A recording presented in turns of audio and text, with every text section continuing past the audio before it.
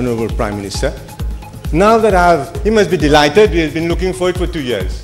Now that I give it to him, he will tell us what he wants to do with this report. He wants to throw it in the bin.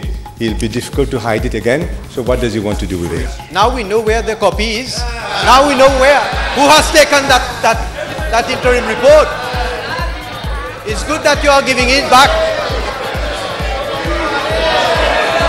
It's good. Of course. Honorable Thierry Henry, please. Please, come down and decide. Honorable, please, come down.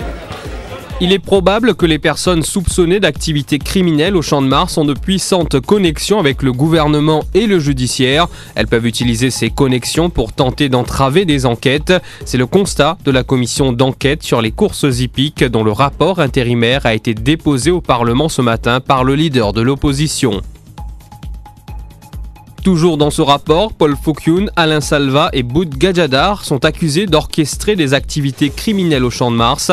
Le document parle de corruption institutionnalisée au sein du Mauritius Turf Club.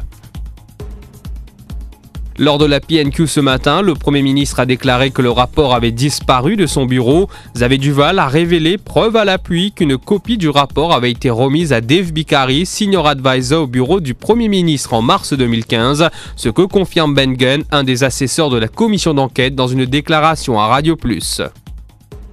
Je n'ai rien à voir avec Paul Fokyoun, réagit Alain Salva. De leur côté, Paul Fokyoun et Boud Gadjadar annoncent qu'ils vont contester ce rapport devant la Cour suprême.